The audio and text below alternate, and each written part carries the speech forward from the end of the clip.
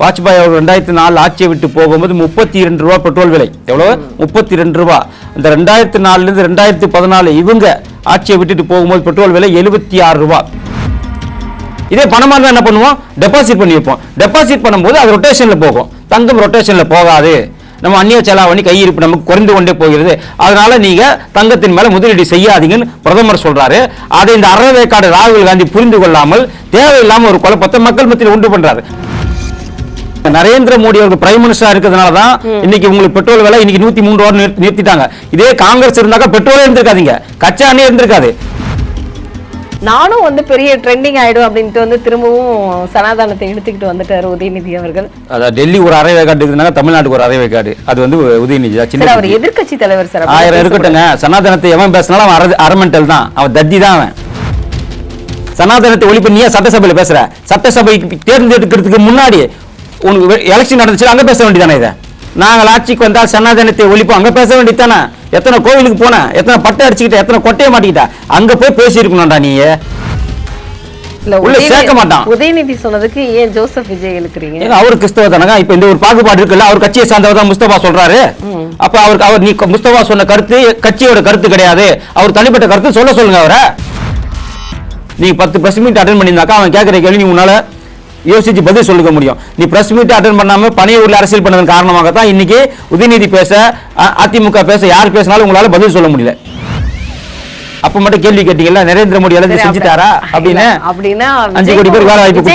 Time கொடுக்கணும்ல sir, அவரு அதானே கேட்டாரு. கண்டிப்பா நாங்களும் அதான் சொல்றோம், விஜய்க்கு டைம் கொடுக்கணும்.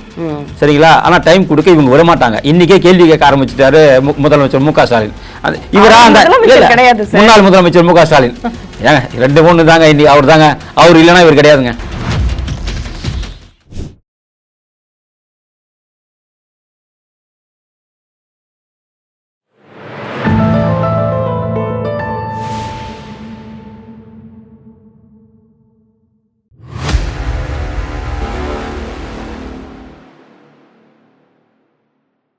தாமரை டிவி நேயர்களுக்கு அன்பான வணக்கம். இன்று நமது நேர்காணலில் சிறப்பு விருந்தினர் பாஜகவை சார்ந்த சதீஷ் அவர்கள் நம்மோடு இருந்திருக்கிறார். சார் வணக்கம். சார் வணக்கம். வணக்கம். வணக்கம். மறக்காம சொல்லணும் சார், ஃபயர் சதீஷ் அவர்கள் தான் சொல்லணும். நன்றி. நன்றி. ஏன்னா இன்னைக்கு வெடிக்கிற மாதிரியான ஒரு செய்தி தான் வெளியாயிருக்கு.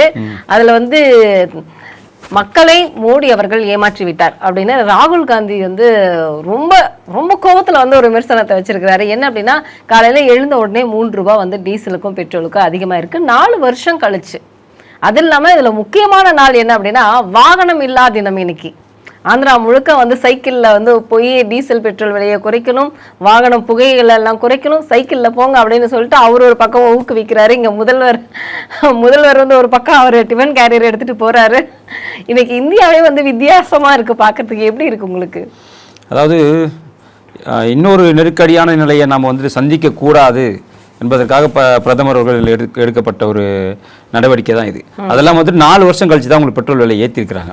பெட்ரோல் விலையை பற்றி பேசுறதுக்கு தகுதியற்ற ஒரு அரசாங்கம் ஒரு நபர் இருக்காருன்னு சொன்னாக்கா அது ராகுல் காந்தி அவர்கள் தான். ராகுல் காந்தி பெட்ரோலை பற்றியோ கச்சா எண்ணெய் பற்றி பேசவே கூடாது. பொதுத்துறை நிறுவனங்கள் பெட்ரோல் விலையை நீங்களே நிர்ணயிச்சிக்கலாம்னு சொன்னது யாரு? 2010 இவங்க ஆட்சியில். அது மட்டும் இல்லாம 2003 நம்ம வாஜ்பாய் அவர் 2004 ஆட்சியை விட்டு போகும்போது 32 ரூபா பெட்ரோல் விலை. எவ்வளவு? 32 ரூபா. இந்த 2004 இருந்து 2014 இவங்க ஆட்சியை விட்டுட்டு போகும்போது பெட்ரோல் விலை 76 ரூபா. அப்ப 32 ரூபாயில இருந்து 76 ரூபாய், கிட்டத்தட்ட 44 ரூபாய் அந்த 10 வருஷத்துல யார் ஏத்துனாங்க? இந்த ராகுல் காந்தி சொல்றாரு நரேந்திர மோடி ஏமாற்றி விட்டார், இவர் ஏமாற்றி கொண்டிருந்தார். அந்த 10 வருஷத்துல 44 ரூபாய் பெட்ரோல் விலை அந்த அரசாங்கம் ஏற்றிருக்குது. ஆனா 2014 இருந்து 2026 வரைக்குமே, அதாவது நேற்றைய தினம் வரைக்குமே 101 ரூபாய் தான். அப்ப 78 ரூபாயில இருந்து 101 ரூபாய் எவ்வளவு ஏறி இருக்கு? 23 ரூபாய் தான் ஏறி இருக்கு. எந்த ஆட்சியில? நரேந்திர மோடி அவர்கள் ஆட்சியில இத்தனை வருஷத்துல கிட்டத்தட்ட 23 ரூபாய் தான் இருக்கு. அப்ப 23 ரூபாய் ஏறினது பெரிய விஷயமா, 44 ரூபாய் ஏறினது பெரிய விஷயமா? அப்ப யாரோட ஆட்சி காலத்துல பெட்ரோல் விலை அதிகமா ஏறி இருக்கு? காங்கிரஸ் ஆட்சி காலத்துல. அப்ப இவங்க கூட இருந்தாங்க, யார்? திமுகவும் கூட இருந்தாங்க. இன்னைக்கு பெட்ரோல் விலை உயர்வை பத்தி பேசக்கூடிய எல்லாருமே பலசையும் திரும்பி பார்க்கணும் இல்லையா? இல்ல நீங்க சொல்றது மாதிரி ஏத்துக்கிட்டா கூட, ஆனா இன்னைக்கு இருக்கக்கூடிய சூழ்நிலைகள்ல நீங்க எந்த இடத்துல பார்த்தாலும் வந்து உணவு போய் சாப்பிட்றதுக்காக வந்து கேஸ் சிலிண்டர் கிடையாது. அது மட்டும் இல்லாமல் பெட்ரோல் வந்து எல்லா இடங்களிலுமே தட்டுப்பாடாக இருக்கு. நமக்கு வந்து கண்டிப்பாக வந்து அந்த போர் நடந்த இடத்துல இருந்து நமக்கு பெட்ரோல் டீசல் இது எல்லாமே வந்து நமக்காகவே வந்து இந்தியாவுக்காகவே வழிவிட்ட ஒரு நாடு இது. ஆனா எல்லாமே வந்து சேர்ந்துருச்சுன்னு சொன்னதுக்கு அப்புறம் ஏன் பெட்ரோல் விலையை ஏத்தணும்? இந்த கேள்வி எல்லாருக்கிட்டையும் இருக்கு இல்லையா? கியூபா தெரியுமா உங்களுக்கு? கியூபா அவங்ககிட்ட கையிருப்பு இல்ல, கச்சா எண்ணெய் கையை விரிச்சிட்டாங்க. இப்ப எங்க கிட்ட இல்ல. உலக நாடுகள் நீங்க உதவி பண்ணா மட்டும்தான் நீங்க யாராச்சும் கொஞ்சம் கொடுங்க, நீங்க யாராச்சும் கொஞ்சம் பிச்சை எடுக்கக்கூடிய நிலைமைக்கு இன்னைக்கு கியூபா வந்திருக்கு. இந்தியா அப்படி கிடையாது. இந்தியா அடுத்த 2 மாதத்திற்கு தேவையான கச்சா எண்ணெயும் சரி இயற்கை எரிவாயும் இன்னைக்கு நம்ம சேமிச்சு வச்சிருக்கிறோம். பக்கத்தில் இருக்கிற பாகிஸ்தானில் பெட்ரோல் விலை என்ன, பக்கத்தில் இருக்கிற ஸ்ரீலங்காவில் பெட்ரோல், ஆசியா கண்டத்திலேயே குறைந்தபட்ச பெட்ரோல் விலை இருப்பது நம்ம கிட்ட மட்டும்தான். சைனாவும் நம்மளோட அதிகம். அண்டை நாடுகள் அனைத்திலுமே இன்னைக்கு அமெரிக்காவில் கூட பெட்ரோல் விலை உயர்ந்திருக்குது. ரஷ்யாவிலும் பெட்ரோல் விலை உயர்ந்திருக்கு. நிறைய கண்ட்ரில பெட்ரோல் விலை உயர்ந்திருக்கு. இன்னைக்கு பெட்ரோல் விலை நம்ம அண்டை நாடுகளை விட குறைவாக இருக்கக்கூடிய ஒரு நாடுன்னு பார்த்தீங்கன்னா நம்ம நாடு தான். கிட்டத்தட்ட 1,75,00,000, அதாவது 1,75,00,000 கோடி யாருக்கு கொடுத்துருக்காங்கன்னா நம்ம பொதுத்துறை நிறுவனங்களுக்கு கொடுத்துருக்காங்க. அவங்க நஷ்டமாக கூடாது என்பதற்காக நம்ம மத்திய அரசு அவங்களுக்கு கொடுத்துருக்காங்க. எவ்வளவு கொடுத்துருக்காங்க? 1 கோடி, கிட்டத்தட்ட 1,00,000 கோடி யார்கிட்ட கொடுத்துருக்காங்கன்னாக்கா அந்த கல்ஃப் கண்ட்ரி, அதாவது நம்ம கச்சா எண்ணெய் வாங்கணும் பார்த்தீங்களா, அந்த காலகட்டத்தில் இந்த காங்கிரஸ் அரசு கிட்டத்தட்ட 1,00,000 கோடி கடன் பத்திரமாக எழுதி கொடுத்து தான் கச்சா எண்ணெயை வாங்கினாங்க. அதில் தான் அவங்க சலுகை விலையில் உங்களுக்கு கச்சா எண்ணெய் விலை அதிகமாக இருக்கும்போது கூட அவங்க 74 ரூபாய் 75 ரூபாய்க்கு பெட்ரோலை கொடுத்தாங்க. ஆனால் நாம அந்த டைமில் அந்த கச்சா எண்ணெய் விலையோட குறைவாக இருக்கும்போது நம்ம பெட்ரோல் விலை கொஞ்சம் அதிகமாக இருந்துச்சு. அந்த பணத்தை நம்ம என்ன மிச்சம் பண்ண பணத்தை என்ன பண்ணோம்னா நம்ம 1,00,000 கோடி இன்னைக்கு அந்த பாண்ட் அடைச்சிருக்கிறோம். அதே போல தான் இன்னைக்கு கிட்டத்தட்ட 1,25,00,000 கோடி இன்னைக்கு பொதுத்துறை நிறுவனங்களுக்கு நம்ம கொடுத்துருக்கிறோம், அவங்க நஷ்டம் அடையக்கூடாது என்பதற்காக.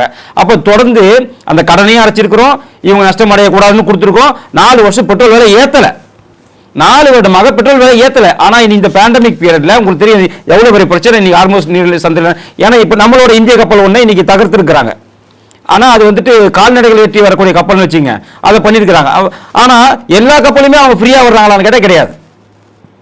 இந்தியாவுக்கு ஒரு நாளைக்கு 150 கப்பல் உள்ள வரணும்னா 150 கப்பல் உள்ள வரல, 100 கப்பல் 75 கப்பல் அப்படிதான் உள்ள வருது.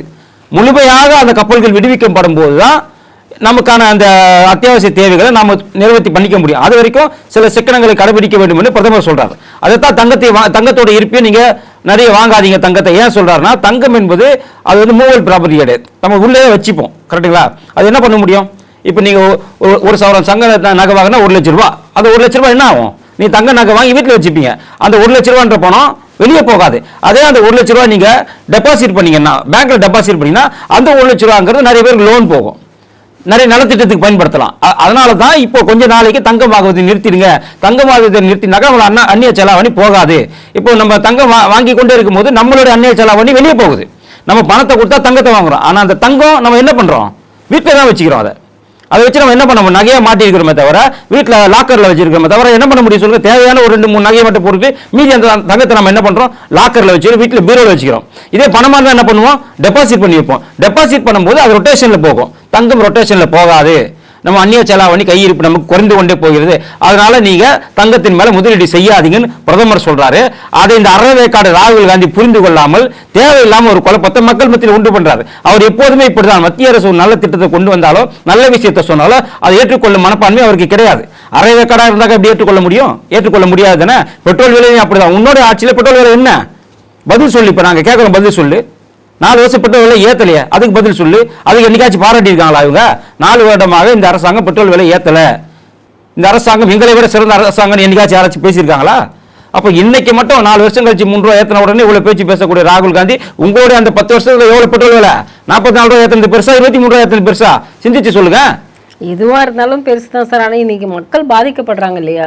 ஏன்னா ஏற்கனவே வந்து ரொம்ப கிரிட்டிக்கலான சுச்சுவேஷன்ல பெட்ரோல் இல்லாம எல்லா பங்க்லயுமே வந்து மக்கள் சுத்திக்கிட்டு தான் இருக்காங்க. அப்படி இருக்கக்கூடிய பட்சத்துல இந்த டைம்ல வந்து பெட்ரோல் விலை ஜாஸ்தியா இருக்குங்கிறது வந்து ரொம்ப அதிகமானது தானே. அதான் சொல்றேன், உலக நாடு அவங்க செய்யறாங்க, அவங்க செஞ்சது பெருசா, நான் செஞ்சது பெருசாங்கிறத இல்ல. அந்த கேள்வி வந்து இல்லாம அந்த எதிர்கட்சிக்கும் ஆளுங்கட்சிக்கும் இருக்கக்கூடிய சண்டை இல்லாம மக்களை வந்து சிந்திக்கணும் இல்லையா? நரேந்திர மோடி அவர்கள் நரேந்திர மோடி அவர்கள் பிரைம் மினிஸ்டரா இருக்கிறதுனால தான் இன்னைக்கு உங்களுக்கு பெட்ரோல் விலை இன்னைக்கு 103 ரூபா நிறுத்திட்டாங்க. இதே காங்கிரஸ் இருந்தாக்கா பெட்ரோலே இருந்திருக்காதீங்க, கச்சா எண்ணெய் இருந்திருக்காது. இந்த 10 வருஷத்துல 13 வருஷத்துல ஈரான், அராஃப், அதுக்கப்புறம் வந்துட்டு நம்ம ரஷ்யா இவங்க கிட்ட எல்லாம் நம்ம கச்சா எண்ணெயை வாங்குறோம். இவங்க கிட்ட நட்புறவு பேணுவதன் காரணமாக தான், இவங்க கூட நட்புறவா இருக்கிறது காரணமாக வெளியுறவுத்துறை வந்து கொள்கை ஸ்ட்ராங்கா இருக்கிறது காரணமாக தான் இன்னைக்கு நமக்கு இந்த பிரச்சனை இல்லை. அன்றைய நாள்லாம் போய் பாருங்க, பெட்ரோல் பங்க் எல்லாம் மூடிட்டாங்க, கேஸ் சிலிண்டர் தட்டுப்பாடு ஏகப்பட்ட முறையில் கிடைக்கு. இன்னைக்கு வீட்டு சிலிண்டர் தட்டுப்பாடு இல்லை, இன்னைக்கு வணிக சிலிண்டர் மட்டும் தான் தட்டுப்பாடு இருக்கு, அது விலை உயர்ந்திருக்கு. மற்றபடி உங்களுக்கு வீட்டில் பயன்படுத்தக்கூடிய சிலிண்டரோட விலை உயரல. அப்படி இருக்கும் போது எந்த அளவுக்கு ஒரு கட்டுக்கோப்பாக இந்தியா வைத்திருக்காரு பொருளாதாரத்தை. நீ மற்ற கண்ட்ரிலாம் எடுத்து பார்க்கும்போது நம்ம கண்ட்ரி எவ்வளோ பரவாயில்ல. பக்கத்தில் இருக்க சைனால ஏற்றிட்டாங்க விலையை, பக்கத்தில் இருக்க பாகிஸ்தானில் ஏற்றிட்டாங்க விலையை, எல்லா கண்ட்ரிலுமே இன்னைக்கு ஏற்றிட்டாங்க. அது வந்து இயற்கை எரிவாக இருந்தாலும் சரி, உங்களுக்கு பெட்ரோலாக இருந்தாலும் சரி. ஆனால் நம்ம இந்தியா மட்டும் அதை ஏற்றவில்லைன்னு சொன்னால், அந்த விலை ஏற்றலைன்னு சொன்னால், நாம வெளியுறவு கொள்கையை நம்மளோட பொருளாதார ஸ்திரத்தன்மையும் ஸ்ட்ராங்கா இருக்குன்னு அர்த்தம். இது ராகுல் காந்தி புரிந்து கொள்ள வேண்டாமா? கண்டிப்பா சார். இன்னைக்கு தமிழக அரசியல்ல வந்து பாத்தீங்க அப்படின்னா 3 நாள் சட்டசபை சிறப்பாக நடந்து முடிந்தது. இது வந்து சட்டசபையா இல்ல தேவாலயமா அப்படிங்கிற ஒரு சந்தேகமே வந்துச்சு. ஏன்னா சபாநாயகரும் வந்து ஒரு கிறிஸ்டியன், முதல்வரும் கிறிஸ்டியன், எதிர்க்கட்சியும் கிறிஸ்டியன். அப்படிங்கும்போது இந்த சபை எப்படி இருக்கு அப்படின்னு பாத்தீங்கன்னா ஒரு தேவாலயம் போலதான் இருந்தது, பைபிள் வாசிச்சு இது எல்லாமே. ஆனா அந்த சபைக்குள்ள நானும் வந்து பெரிய ட்ரெண்டிங் ஆயிடும் அப்படின்ட்டு வந்து திரும்பவும் சனாதனத்தை இழுத்துக்கிட்டு வந்துட்டாரு உதயநிதி அவர்கள். இது எப்படி பாக்குறீங்க சார்? அதாவது டெல்லி ஒரு அரை வேக்காடு இருக்குதுனால தமிழ்நாட்டுக்கு ஒரு அரை வேக்காடு, அது வந்து உதயநிதி தான். சின்ன அவர் எதிர்க்கட்சி தலைவர் சார். 1000 இருக்கட்டுங்க, சனாதனத்தை எவன் பேசினாலும் அவன் அரமெண்டல் தான், அவன் தத்தி தான். அவன் சனாதனத்தை எவன் வந்து ஒழிக்கணும்னு நினைக்கிறானோ அவன் வந்து அறிவாளியாக சிறந்தவனாக இருக்கணும்னு அவசியம் கிடையாது. முட்டாள் மட்டும் தான் அப்படி பேசுவான். இவனை விட அட்டி முட்டாள் எவனுமே கிடையாது, இவனை விட ஒரு தற்கூரி யாருமே கிடையாது, இவனை விட ஒரு தத்தி யாரும் கிடையாது. யாரே உதயநிதியை விட. சனாதனத்தை ஒழிப்பேன் என்று பேசக்கூடியது சட்டசபையா? நான் கேட்கிறேன். சனாதனத்தை ஒழிப்பு நீ சட்டசபையில் பேசுற? சட்டசபைக்கு தேர்ந்தெடுக்கிறதுக்கு முன்னாடி உனக்கு எலெக்ஷன் நடந்துச்சு, அங்க பேச வேண்டியதானே? இதை நாங்கள் ஆட்சிக்கு வந்தால் சனாதனத்தை ஒழிப்போம், அங்க பேச வேண்டியதானே? எத்தனை கோவிலுக்கு போன, எத்தனை பட்டை அடிச்சுக்கிட்ட, எத்தனை கொட்டையை மாட்டிக்கிட்ட, அங்க போய் பேசியிருக்கணும்டா நீ. நான் சனாதனத்தை ஒழிப்பேன்னு அந்த ஐயர் உனக்கு கும்ப மரியாதை கொடுத்தான் பத்தியா, அன்னைக்கு அப்ப பேசியிருக்கணும், கோயிலில் பேசியிருக்கணும். நான் ஆட்சிக்கு வந்தா சனாதனத்தை ஒழிப்பேன்னு உனக்கு சுப்ரீம் கோர்ட் எவ்வளவு கண்டிப்பு கொடுத்தாங்க? இது சுப்ரீம் கோர்ட் இருக்கு, ஆனா சுப்ரீம் கோர்ட் கண்டனம் தெரிவிச்சாங்கல்ல. சனாதனம் என்பது ஒரு இந்து மதத்தோட கொள்கை, சனாதனம் என்பது ஒரு இந்து மதத்தோட கோட்பாடு. அதை நீங்கள் தவறாக பேசினால் ஒரு மதத்தையே தவறாக பேசுவதாக அர்த்தம். இது கோடான கோடி மக்கள் பின்பற்றக்கூடிய ஒரு சனாதனத்தை நான் டெங்கு, கொசு, மலேரியா நீங்க சொன்னது தப்பு அப்படி யார் சொன்னா? சுப்ரீம் கோர்ட் சொல்லியிருக்கு. அப்ப சுப்ரீம் கோர்ட் சொன்ன அந்த கண்டிப்பை கூட மதிக்க தெரியாத தற்கூரியவன் சனாதனத்தை பற்றி எனக்கு என்ன தகுதி இருக்கு? நான் என்ன கேட்கிறேன், நீ பேசு. சனாதனத்தை இப்ப இந்து மதத்தில் இருக்கக்கூடிய ஏற்றத்தாழ்வுகள் மட்டும் தான் பேசுவியா? ஏன் இஸ்லாத்துல வந்து ஏற்றத்தாழ்வுகள் இல்லையா? கிறிஸ்தவத்தில் ஏற்றத்தாழ்வுகள் இல்லையா? நீங்கள் பின்பற்றக்கூடிய அம்பேத்கர், முஸ்தபா சொன்னார் இல்லையா, தாவேகா கட்சியை சார்ந்த முஸ்தபாவை கேள்வி கேட்கும்போது அவரும் அதான் சொன்னாரு, எங்களோட ஆட்சியிலேயே நாங்க வந்து சனாதனத்தை ஒழிப்போம். இதை வந்து விஜயை சொல்ல சொல்லு, உங்களுடைய முதலமைச்சரை சொல்ல சொல்லுங்க. ஏன்னா இவங்க பெரியாரை பின்பற்றக்கூடியவர்கள், அம்பேத்கரை பின்பற்றக்கூடியவர்கள். அம்பேத்கர் என்ன சொல்லியிருக்காரு? எனக்கு இஸ்லாத்திலும் நம்பிக்கை கிடையாது, கிறிஸ்தவத்திலும் நம்பிக்கை கிடையாது, இந்து மதத்தில் நம்பிக்கை கிடையாது. 3 மதத்திலுமே ஏற்றத்தாழ்வுகள் இருக்கிறது, தீண்டாமை இருக்கிறது, ஜாதிய பாகுபாடு இருக்கிறது. அதனால இந்த 3 மதத்தையும் ஏற்றுக்கொள்ளாமல் நான் புத்த மதத்தை தழுவுகிறேன்னு சொன்னார். அப்படின்னு அர்த்தம் நீ பெரியார் வழி வந்தானே. அப்போ இந்து மதம் இருக்கக்கூடிய சனாதனத்தை பத்தி பேசக்கூடிய நீ முஸ்லிம் மதத்தில் பேசு. முஸ்லிம் மதத்தில் 3 பிரிவுகள் இருக்கு. அஸ்ரப் என்பது உயர் ஜாதி, அஜ்லாப் என்பது கீழ் ஜாதி, அசுரல் என்பது நமக்கு தலித்துன்னு சொல்றோம் இல்லையா, அது மாதிரி அவங்க ஒரு தலித்துன்னு. அப்ப இந்த 3 பிரிவுகள் அங்க இருக்கு. அங்கேயும் உங்களுக்கு ஏற்றத்தாழ்வு இருக்குல்ல. அதுல அஸ்ரப் என்பவர் மட்டும்தான் உங்களுக்கு இந்த வக்ஃப் போர்டுக்கு மேல வர முடியும். அதனால பிரைம் மினிஸ்டர் நரேந்திர மோடி அந்த சட்டத்தை கொண்டு வந்தார். எது? வக்ஃப் வாரிய திருத்த சட்டத்துல இந்த அஸ்ரப் என்ற பிரிவு மட்டும் இருக்கக்கூடாது, அசுரல் என்ற பிரிவு வரணும். அதுல அதுதான் ஒத்து மாட்டேன்னு சொல்றாங்க. அப்ப வக்ஃப் போர்டுல கூட உயர்ந்த ஜாதி தான் முஸ்லீம்ல இருக்கணும், கீழ் ஜாதி இருக்கக்கூடாதுன்னு நினைக்கக்கூடிய கட்சி திமுக. அதனால தான் வக்ஃப் போர்டுக்கு எதிராக அவங்க வந்து ஆர்ப்பாட்டம் போராட்டம் பண்ணாங்க. வக்ஃப் போர்டு தீர்த்தத்தை நாங்கள் அனுமதிக்க மாட்டேன்னு சொன்னாங்க. அப்ப அங்கேயும் ஜாதிய பாகுபாடு இருக்கு. அப்ப தமிழ்ல இந்துவில் இருக்கக்கூடிய ஜாதிய பாகுபாடு பாக்குற நீங்க ஏன் இஸ்லாத்துல பார்க்க மாட்டேங்கிறீங்க? கிறிஸ்தவத்துல இருக்கு கேளுங்க. ஆர்சி சுடுகாடு இருக்கு தெரியுமா? ஆர்சி சிஎஸ்சி சுடுகாடு இருக்கு. அந்த 2 சுடுகாட்டு பெந்தகோஸ்தல பிறந்த பெந்தகோஸ்த கிறிஸ்தவனை புதைக்க மாட்டாங்க அங்க.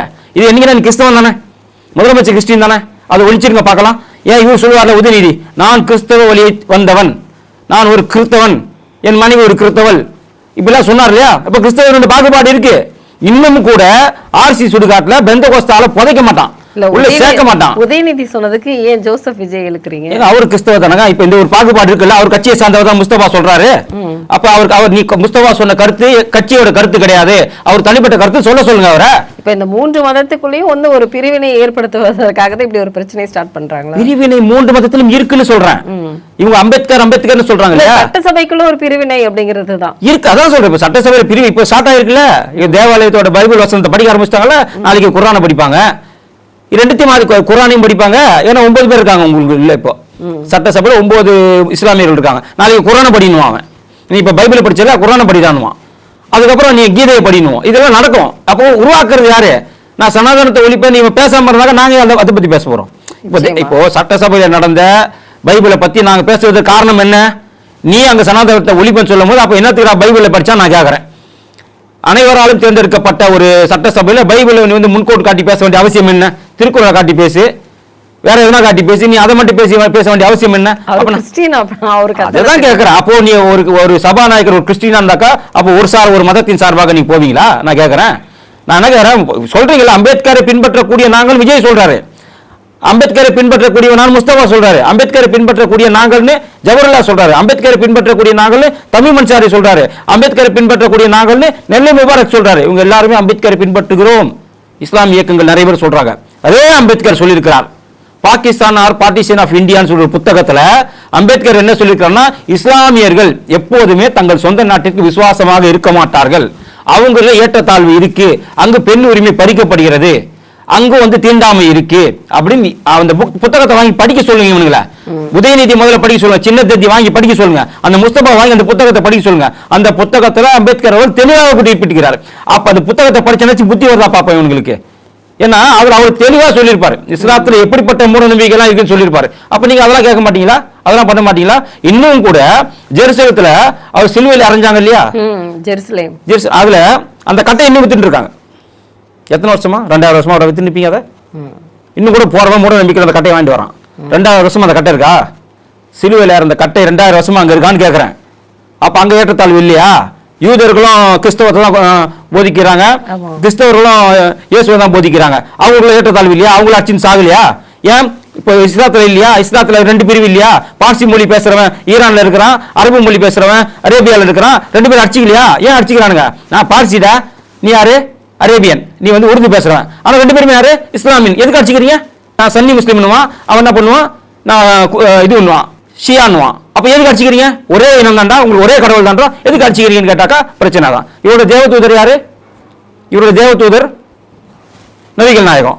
நபிகள் நாயகம் வழி வந்தவங்க தான் அவங்க பையன் ஒரு சைடு, அவருடைய நண்பர் ஒரு சைடு. இப்போ இவங்க 2 பேரும் பிரிச்சுக்கிட்டாங்க. இதனாலதான் இங்க சண்டை நடக்குது. ஆனா ஒரே நபிகள் நாயகம் தான், இவங்க பின்பற்றக்கூடிய ஒரே நபிகள் நாயகம். ஆனா 2 பிரிவா இருக்கிறீங்க. அப்ப அது ஏற்றத்தாழ்வு கிடையாதா?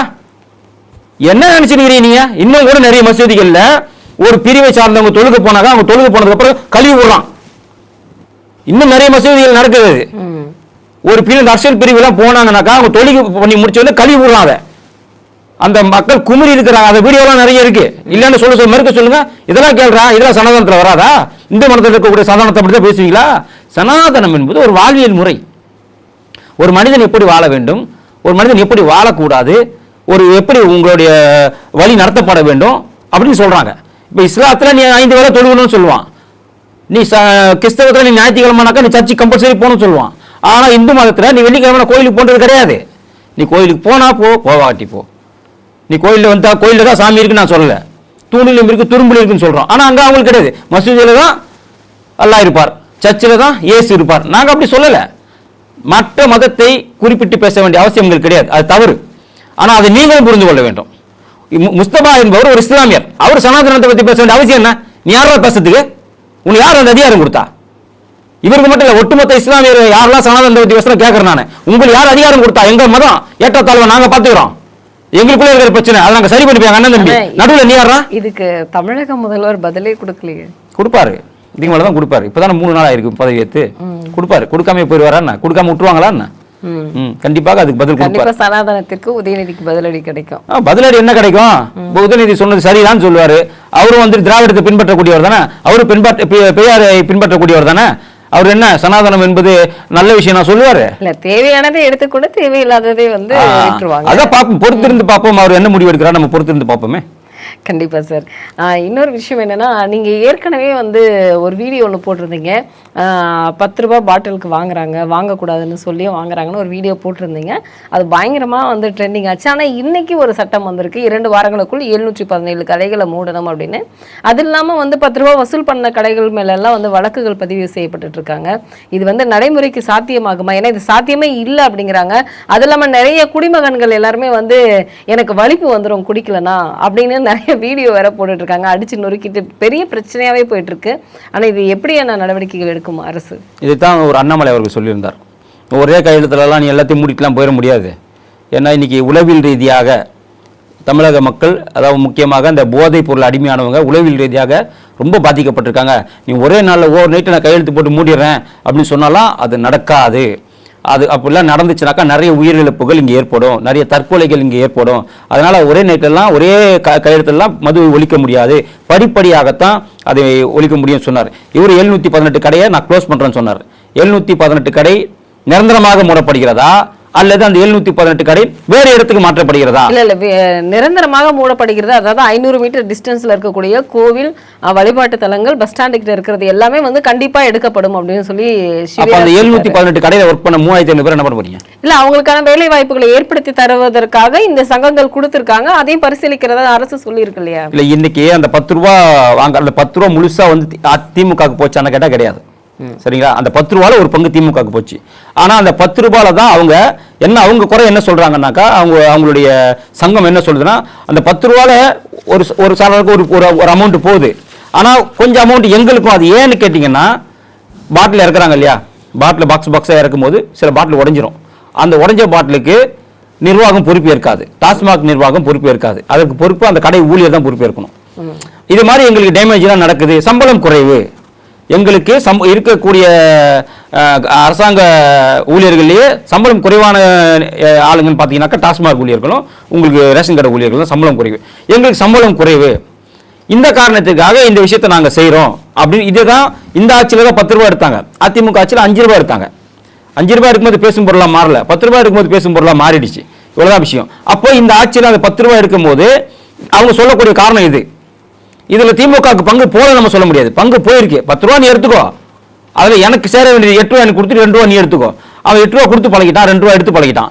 இன்னைக்கு அந்த 2 ரூபா அந்த வருமானம் அவனுக்கு இல்லைன்னு போகும்போது அதை வைத்து அவன் நிறைய அந்த ஊழியர்கள் சம்பளத்துக்கு நிகராக இப்போ 20,000 18,000 சம்பளம் அப்படின்னா இந்த 2 ரூபா ஒரு நாளைக்கு போது அது ஒரு 10,000 கிடைக்கும். அப்போ ஒரு 28,000 30,000 அந்த சம்பளத்தை நோக்கி தான் அவன் போய் கொண்டு இருக்கிறான். அவன் அதான் சொல்றான், என்னோட கோரிக்கை நிறைவேற்றுங்க, ஒன்று சம்பளம் ஏற்றி கொடுங்க, இல்லைன்னா விட்டுடுங்க அப்படிங்கிறான். இப்போ பார் 24 மணி நேரம் இயங்கக்கூடாது. காலையில் 12 மணிக்கு ஆரம்பிச்சா 10 மணிக்குள்ள மூடிடணும். அப்படி மீறி இயங்கினால் யார் எந்த கண்ட்ரோலில் இருக்கக்கூடிய போலீஸ் இன்ஸ்பெக்டர் அவர் வந்து சஸ்பெண்ட் பண்ணுறோம் அப்படின்னு நல்ல உண்மையிலே வரவேற்கத்தக்க ஒரு கருத்து, மாற்று கருத்து கிடையாது. ஏன்னா 50,000 கோடி டாஸ்மாக் மூலியமாக வருமானம் வருதுன்னு சொன்னாக்கா, பார் மூலியமாக ஒரு 50,000 கோடி வருமானம் வருது. 8 மணி நேரம் இவங்களுக்கு 50,000 கோடி வருமானம்னா அது இவங்க 14 மணி நேரம் ஓட்டுறாங்க இல்லையா, அவங்க 16 மணி நேரத்துக்கு ஒரு 50,000 கோடி வருமானம் அவங்களுக்கு போகுது. இந்த 50,000 கோடி தான் அரசாங்கத்துக்கு போகுது. அந்த 50,000 கோடி அரசியல்வாதிகளுக்கும் பார் எவன் டெண்டர் எடுக்கிறானோ அவனுக்கு போகுது. அப்போ 2 மடங்காக இருக்கக்கூடிய அந்த வருமானம் அங்க போகிறத தடுத்து நிறுத்தக்கூடிய இந்த விஷயத்தை உண்மையிலே வரவேற்கிறோம். ஆனால் இது நடைமுறைப்படுத்தப்பட வேண்டும். சும்மா கண் துடைப்புக்கு வந்துட்டேன், புது மாப்பிள்ளை நானே கையெழுத்து போட்டுட்டேன், நான் வந்த உடனே ஸ்ட்ராங்காக தான் இருப்பேன், நான் வந்த உடனே வீரியமாக தான் இருப்பேன், நான் வந்த உடனே சினிமா டைலாக் மாதிரி நான் பேசி வசனம்லாம் பேசி ஒரே நாளில் ஓவர் நைட்டில் நான் தமிழ்நாட்டை தீர்த்துவேன். பேச தெரியாது இல்லைங்க, ஸ்கிரிப்ட் இல்லை கையில். அதான் பார்த்தோமே நாங்கள் சட்டசபையில் எல்லாரும் பேச ஸ்கிரிப்ட் கையில் இல்லையா, முழிச்சிருந்தாரா பார்த்தீங்களா நீங்க சார்? அவரு இன்னைக்கு தான் சட்டசபைக்கு புதுசு. சட்டசபைக்கு புதுசுங்கிறத விடுங்க, கவுண்டர் கூட கொடுக்க தெரியாது. உதயநிதி அவ்வளவு பேசினார்ல, அதுக்கு ஒரு கவுண்டர் கொடுத்தீங்க, வீட்டுக்கு வந்து ட்விட்டர்ல போடுறீங்க, அங்க பேசணும் சார். ஒரு தமிழக முதல்வர் எவ்வளவு உன்னிப்பாக வந்து, ஏன்னா அங்க இருக்கக்கூடிய அரசியல்வாதிகள் எல்லாமே புதுசு, அவருக்கு எல்லாத்தையும் கவனித்து அடுத்தது வந்து அவரு அதற்கான பதில் வந்து கண்டிப்பா கொடுப்பாரு இல்லையா? ஜெயலலிதா முதல்ல சட்டசபைக்கு போகும்போதும் சரி, கலைஞர் போகும்போதும் சரி, இப்பெல்லாம் நாங்க வந்துட்டு சட்டசபை முடிச்சுட்டு போயிடலாம், அவங்க ட்விட்டர்லயோ இது லெட்டரோ போடல, அங்கேயே அவங்க இதுதான் டேட்டா வேணுங்கிறது. புரியுதுங்களா? இதுதான் டேட்டா வேணுங்கிறது. அவர் சொல்ல டேட்டா நாங்க ஏன் கேட்கறோம், நீ பிரஸ் மீட் அட்டன் பண்ணி ஏன் சொன்னு இப்ப தெரியுதா? நீ 10 பிரஸ் மீட் அட்டன் பண்ணியிருந்தாக்கா அவன் கேட்கற கேள்வி நீ உன்னால யோசிச்சு பதில் சொல்லிக்க முடியும். நீ பிரஸ் மீட் அட்டன் பண்ணாம பனையூர்ல அரசியல் பண்ணதன் காரணமாக தான் இன்னைக்கு உதயநிதி பேச, அதிமுக பேச, யார் பேசினாலும் உங்களால பதில் சொல்ல முடியல. இன்னைக்கு வந்த பிரேமலதா பேசுறாங்க, அவங்களுடைய பேச்சுக்கு உங்களால் பதில் சொல்ல முடியுதா? உங்களால் பதில் சொல்ல முடியுதா? இன்னைக்கு வந்தாரு போஜராஜன் பிஜேபி, அவர் கேட்ட கேள்வி உங்களால் பதில் சொல்ல முடியுதா? அவங்களுக்கு மட்டும் என்ன புதுசா? அவங்க சட்டசபை வந்தவங்களா? அது புதியவர்கள் அதிகம். கரெக்டா இல்லையா? இவர் பேசுவதற்கு முன், ஜெயலலிதா பேசுவதற்கு முன்னால் உதயநிதியாக இருக்கட்டும், ஸ்டாலினாக இருக்கட்டும், யார் பேசினாலும் அமைச்சர்கள் பதில் சொல்லுவான். அப்படி பதில் சொல்லக்கூடிய அமைச்சர்களும் அமைச்சரவையில் இல்லை. ஜெயலலிதாவுக்கு முன்னாடி அவன் எந்திரிச்சு பதில் சொல்லுவான். ஜெயலலிதா எல்லாத்துக்கும் பேச மாட்டாங்க. யாருக்கு பேசணும் அவங்களுக்கு மட்டும் தான் பேசுவாங்க. மீதி எல்லாத்துக்கும் அந்த துறையை சார்ந்த, அந்த ஏரியாவை சார்ந்த, அந்த பகுதியை சார்ந்த அமைச்சர்கள், அந்த பகுதியை சார்ந்த எம்எல்ஏ இருந்து பேசுவான். இங்க யார் பேசுனீங்க? இப்பதானே அமைச்சர்கள் புதுசு. எல்லாருமே அப்படிதாங்க. அதிமுக முதல்ல ஆட்சிக்கு வரும்போது அப்படிதான், திமுக முதல்ல ஆட்சிக்கு வரும்போது அப்படிதான். அதுக்கு தான் சொல்றோம், தேர்ந்தெடுக்கும் போது யாரை தேர்ந்தெடுக்க வேணும்? எனக்கு வேட்பாளர்னா யாருன்னு தெரியாது, அவன் கல்வி தகுதினா என்னன்னு தெரியாது, அவன் அறிவு உள்ளவனா அறிவு இல்லாதவனா, முட்டாளா மூடனா நுண்டியா கண்ணு தெரியாதவனா காது கேட்காதவனா, எதையுமே தெரியாம ஓட்டு போட்டு ஜெயிக்க வச்சுட்டீங்க. இன்னைக்கு சட்டசபையில் என்ன பேசணும்னு தெரியல, என்ன பார்க்கணும்னு தெரியல, என்ன கேள்வி கேட்கணும்னு தெரியல. இவங்களாம் இதை பிராக்டிஸ் பண்ணி முடிக்கிறதுக்கு 5 வருஷம் ஆகும். அப்ப 5 வருஷம் உங்களுக்கு நலத்திட்டங்கள் எதுவுமே வராம, உங்களோட தொகுதியை பத்தி அங்க எதுவுமே பேசாம, உங்களுக்கு தொகுதி தேவையான எதுவுமே அங்க பேசாம இப்படியே இருப்பாங்களா? அப்ப எப்ப கேட்டாலும் இதே சொல்றீங்க. இப்பதானே வந்திருக்காங்க. 4 நாள் தானே ஆகுது. நரேந்திர மோடி முதல்ல வரும்போதும் இவங்க எல்லாம் பேசின அப்படிதான். நரேந்திர மோடி இதை செய்யல, நரேந்திர மோடி அதை செய்யல. ஓ இப்பதான் இப்பதான் டைம் கொடுங்கயா. காங்கிரஸ் கஜனாவை காலி பண்ணி வச்சுட்டு போனோம். அப்ப இவர் வந்து அதை மீட்டு எடுத்தாரு. அப்ப மட்டும் கேள்வி கேட்டீங்கல்ல, நரேந்திர மோடி எல்லாத்தையும் செஞ்சுட்டாரா அப்படின்னு? அப்படின்னா 5 கோடி பேர் வேலை வாய்ப்பு கொடுத்துட்டாரா? டைம் கொடுக்கணும்ல சார், அவரு அதானே கேட்டாரு. கண்டிப்பா நாங்களும் அதான் சொல்றோம், விஜய்க்கு டைம் கொடுக்கணும். சரிங்களா? ஆனா டைம் கொடுக்க இவங்க விட மாட்டாங்க. இன்னைக்கே கேள்வி கேட்க ஆரம்பிச்சுட்டாரு முதலமைச்சர் மு க ஸ்டாலின். இவரா அந்த முன்னாள் முதலமைச்சர் மு க ஸ்டாலின். ஏங்க 2-3 தாங்க, இன்னைக்கு அவர் தாங்க. அவர் இல்லைன்னா இவர் கிடையாதுங்க. சரிங்களா?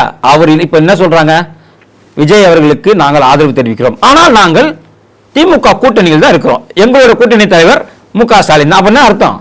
உனக்கு ஆதரவு யார் கொடுத்திருக்கிறப்ப? திமுக தலைமையிலான கூட்டணி தான் உனக்கு ஆதரவு கொடுத்துருக்கும் போது, நீ திமுக இப்போ நேற்று சொல்றாரு மு க ஸ்டாலின், அந்த 1000 ரூபாய் நிறுத்தாதப்பா போட்டுருப்பாங்கிறாரு. இன்னைக்கு போட்டாரு. கேட்டா இல்லையா? அவர் சொல்றதுக்கு முன்னாடி போட்டுக்கலாம்ல. அவர் சொல்லி தான் செய்யணுமா? எங்களோட நலத்திட்டத்தை எதையும் நிறுத்தாதப்பா, அதெல்லாம் கொஞ்சம் போட்டுருப்பா. அதுக்கப்புறம் இன்னைக்கு போடுறாரு, புதுமை பெண் திட்டத்துக்கும் மாணவர்களுக்கும் பணத்தை இன்னைக்கு போடுறாரு.